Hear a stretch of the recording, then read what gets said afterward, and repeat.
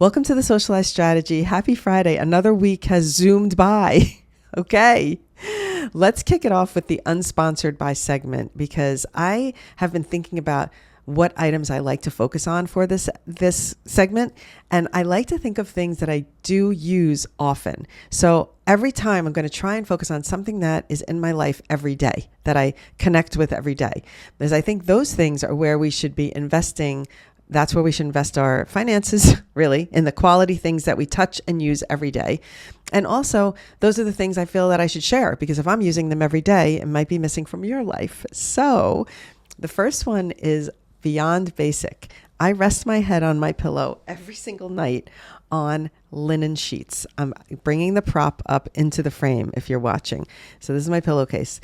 For years, I have been a believer in silky, like sateen type sheets. And that's always what I bought, or 100% cotton or whatever. That's always what it's been. And then Julie, once again, had influenced me.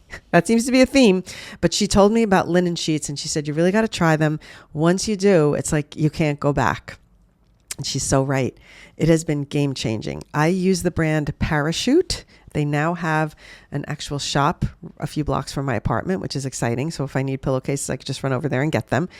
But what I really will say, a couple of things, especially to my menopause ladies, it's much more cooling to sleep on linen than any other fabric, in my opinion.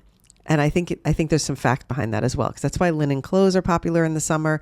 They breathe more. It's the same thing with linen sheets. And I've always been that person that needs like silky for the pillowcases so it doesn't mess up my hair or whatever, like smooth. And since using linen, I almost can't sleep on anything else now. When I go to a hotel, obviously they don't have linen sheets, so I'm dealing with it. But I always get so happy when I get to come home back into my own bed because of my linen. I love it. And one might say it's scratchy. I don't feel it's scratchy. I feel there's something comforting about it and cooling about it. And that is what I have to say. So if you have not tried linen sheets, you might want to give it a go. You might never go back like me. I can't go back. It's linen or nothing. Parachute is my brand. And I think there's other ones that do linen, but you can check out Parachute because that's the one I use as my go-to. Okay, it's worth it. You invest in something that is something you touch every day. That's what I truly believe. That's my thing, and I'm going to stick to it. All right, the other thing I'm going to talk about is, this is funny because it's a food item, and I'm going to give it an honest review, and it's always on the United Airlines flights as a snack choice. And you either got to love it or hate it, but it's the Stroop waffle. Holding it up. Here it is. So this is the United Airlines. This is when I first tried them, was on a United flight. And now I want to talk about it. Why are Stroop waffles always my pick? A couple of things. They have the crunch, they have the sweetness, and they have the gooey. So it's all three things in one. You can make a cup of tea, unwrap this thing and pop it on top, and it warms it, and it makes it like a hot waffle caramel sandwich or something. And it's just like, it's not a lot of calories either. I mean, I know it's sugar. It's probably not good for you and all of that, but it's 120 calories. So it's not even like, it's a nice treat, and it keeps for a long time. So when I get these, I could stick them in my bag if I don't want to eat it in the moment. I have a little treat for later. I'm a Stroop waffle fan. I find people either love or hate Stroop waffles. So let me know what side of the camp you're on. If you've never had one, you can actually buy these. So here's the brand. It's called how do we say it? Daumens? Obviously like a German brand of some sort. And yeah, you want to try them, I think. If you haven't had one, it's worth a gander. Go check it out and let me know what you think of Stroop waffles. Are you a hater? And it brings me to the idea of airplane snacks, because is crunchy better? Is gooey better? Is sweet better? Is salty better? I think there's a lot of schools of thought on what the best airplane snack is. But I know that there's somewhere I read that crunchy is always more preferred on a plane because of the sound of the flight, the sound in the cabin where it's that dull hum. And there's something about crunchy that is more satisfying when you're on a flight. So this does satisfy a bit of the crunch if you don't put it on top of the tea and melt it. It does satisfy the crunchy, but we can talk about another crunchy snack maybe next week. I'll be on a theme because I'm going on a flight next week again. And so I'll be thinking about my airplane snacks. And I have another one that I'm going to bring to you next week. All right. So hold on for that one. Now let's get into the topic for today, which is camera angles. Why am I talking about it?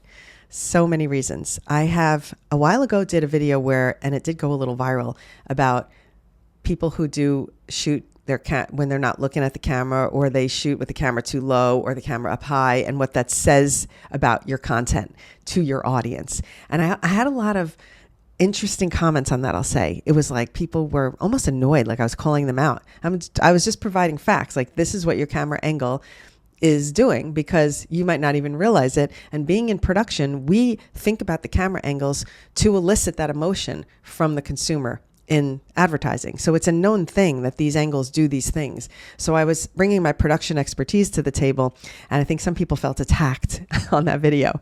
But so I wanted to dive a little deeper and explain uses for camera angles, what certain camera angles are good for, and when to make them maximize them.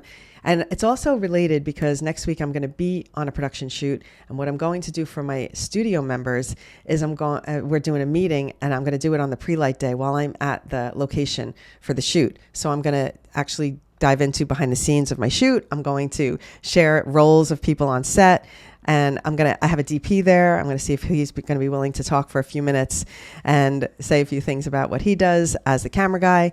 So I think it's going to be fun. That's going to be a nice little peek into production. And since production is heavily on my mind, I've gone from shoot to shoot to shoot recently, which is not always the norm. A lot of times there'll be a shoot, and then there's a hiatus, there's a break, and then until another project comes.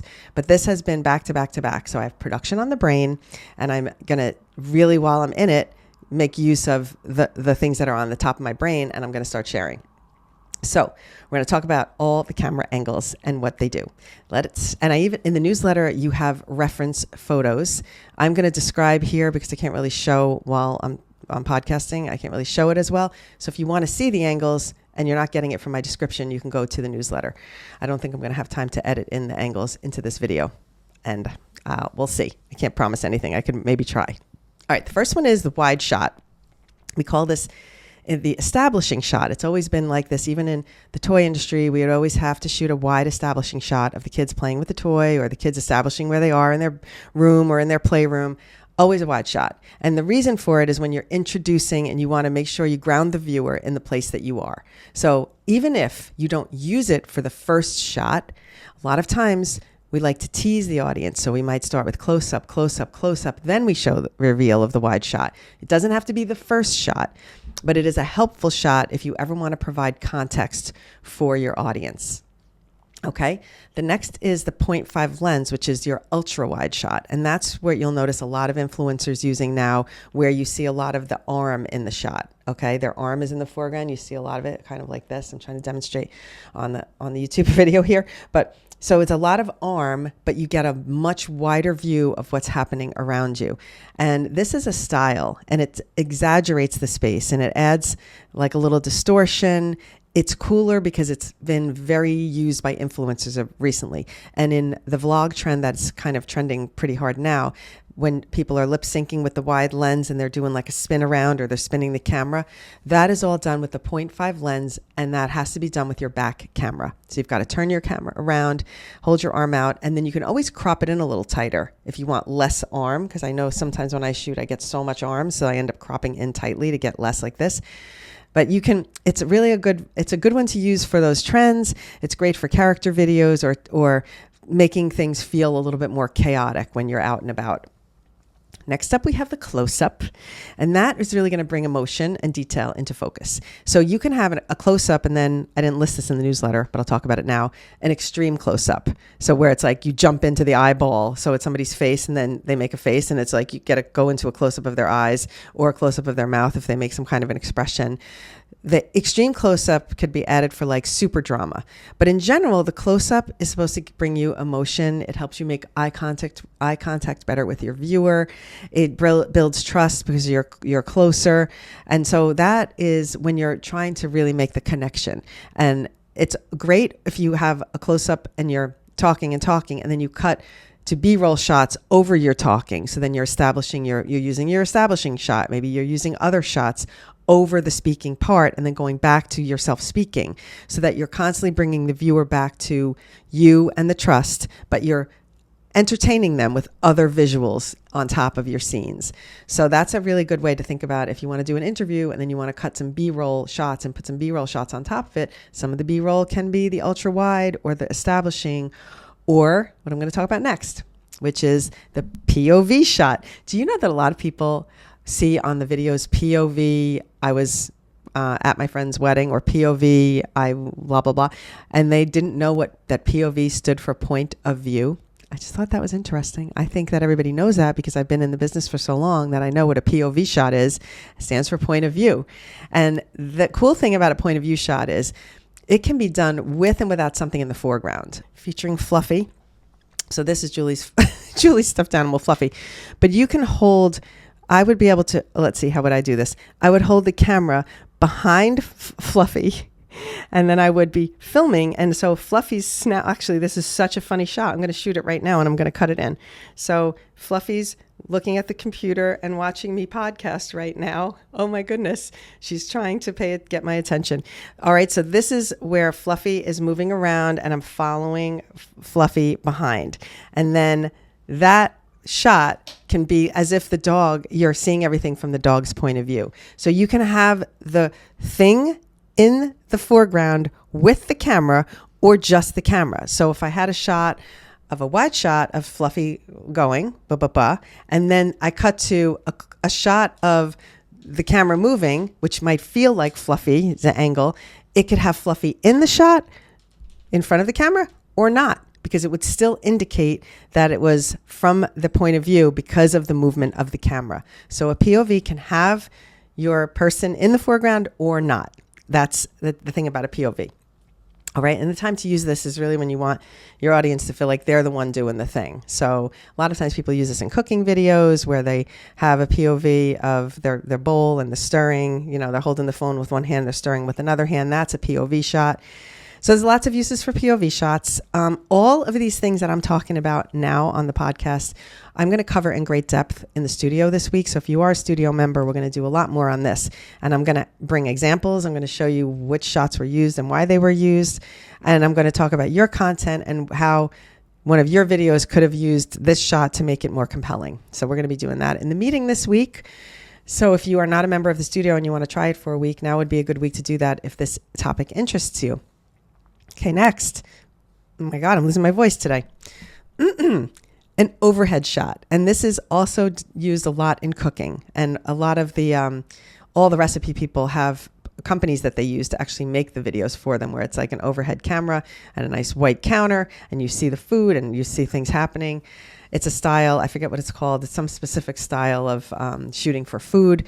But anything like this can be used for anything. It can be used for artwork, people who are creating crafts. Having an overhead camera, there's ones that attach to the desk and shoot overhead. You can have, I think the tripod I have right here, you can pull up and then tilt it over your counter. So lots of different tripods do that. If you are looking to do overhead shooting a lot, like if that's part of your content, you really do want to invest in a solid tripod that does that well, because a lot of them, you'll see the tripod legs if you don't position it exactly right. If I take this tripod that I have and I turn it like this to shoot overhead, I'm going to see part of my tripod legs in the shot. So this isn't ideal for overhead shooting. I use this to shoot tutorials, but I tilt it a little so that when I'm pointing it at the camera, I'm not seeing the tripod legs. So I work around it. But, you know, you can always work around things. But it's nice if you do that a lot to get the equipment that's correct for it. Okay, a couple more types of shots to talk about. The tracking shot. This is fun. So if you have steady hands and you are really good at, a lot of people get the rigs to steady the cameras. I forgot what they're called now, those like handheld rigs where the camera doesn't jiggle as much. I have very steady hands, so I can walk and be very smooth with my camera. But a tracking shot means you're following a subject. So if I was walking behind someone, I love following the Savannah Bananas on TikTok. They are a baseball team that's like a showmanship baseball team, and they make a lot of TikToks and dance videos. And their cameraman has the rig, a really big camera, not a phone. He's got the big camera, and he's like jumping off the bleachers with them, running on the field with them. That is a tracking shot. Okay? I might try and put that in here too. Oh my God, they're amazing, by the way. Love to watch them. They're adorable. And they lip sync and they perform and then they go right up to bat. So it's like a very, think Harlem Globetrotters for baseball. They're showmen and they do entertain while they play baseball. So that's a lot of fun. Tracking shots can be used for vlogs, for behind the scenes. If you want to transition between spaces, sometimes you'll see a tracking shot where someone walks behind a pole and then when they pass by the pole, they come out in a different outfit. That would be a tracking shot. So that's a good example of what a tracking shot would be used for. Another one would be if I had not Fluffy by POV, but if I had the dog in front of me and I wanted to follow the whole dog, I can't even do it right now because I can't get far enough away. But I would be back here and then Fluffy, I'd be following the dog and I'd be tracking along with the dog. It's a little harder to do that because dogs move fast. But it's good to, it's just following a subject is the idea. Okay, let's go on to the next one. The dolly versus the zoom. A lot of people don't really know that there's a difference and wouldn't be able to tell the difference by looking at the film. But a zoom is when the camera is still, but the lens zooms in. Okay, so think of that. Picture it in your head. Camera is still, and then the lens goes like this and zooms into the thing. All right, so nothing moves in the scene except the camera moves closer. The lens itself. So, sorry, how can I say this? The lens moves closer, so it zooms in. But a dolly is when the camera actually physically moves closer. So it's going to change the space around it in a sense. You're going to get a similar effect where you're going to get closer to the subject, but you get closer to it by the camera traveling versus the lens just pushing. So camera stays still, lens pushes in versus camera actually moves. So it's very, dolly is more immersive. So it's taking you with, and the zoom is more observational. It's calling your attention to the thing. So it's like zooming into the dartboard to see where the dart landed versus traveling to the dartboard. So a zoom would make more sense. You'd zoom in. Let's say if you were on a dock and you wanted to get closer to a boat, you would, instead of zooming, you might move the camera closer to the boat. Okay, so those are the differences, if that helps clear it up for you. Then we've got our last two, which is low angle and high angle. There's other camera angles, I'm sure, that I'm not even thinking of, but I'm giving you the basics. But we've got the low angle versus the high angle. So the low angle makes your subject look larger, ominous, powerful. Think superhero. Think about all the superhero movies that you've seen. They always have those dramatic shots of the pose, usually low angle, very big drama. You're filming a boss move when you are filming at a low angle. And it's really fun in the fashion world now where it makes like the shoes look bigger and it distorts the perspective on the person, so it looks a little hipper. So those are really fun ones for fashion. The high angle is, I'm going to say, it looks down on your subject, makes them look more vulnerable and smaller. And I have said this in the beginning, in fashion, when you're shooting and you hold up your camera high, it's like you're trying to go for a beauty vibe because you're trying to hide some things. So there's two uses. One is when you're doing it in a close-up, and then one is when you're doing it in a wide shot. And a close-up, it's trying to change what your face looks like, maybe hide some things. And in the wider shot, it's making you thinner. It will appear that you're thinner just because the camera is going up. So it's the thing that's closest to the camera is wider, and from there it gets thinner. So a lot of people like to shoot up high when they're doing videos because it makes them look trimmer, all the things. But it does capture more of a childlike energy. It can create a feeling of like loneliness if you were far away from a subject and they were just looking up at the lens. You'll notice it in films like, I don't know why the film Stand By Me comes to my head, but I picture like the little boy and, he's invulnerable and in the moment and at the train tracks. I don't know why I'm picturing this. I don't even know if it's shot. It's in my head though, but it's maybe that's a higher angle shot looking down to make them seem like they're, in a big world or whatever, for example. Okay, that is my rant for today. I went on a tear. I have a meeting and I have to go. All right, signing off. See you next week. I can't believe I'm late for my pre-pro meeting. Oh my goodness. Okay, see you next week.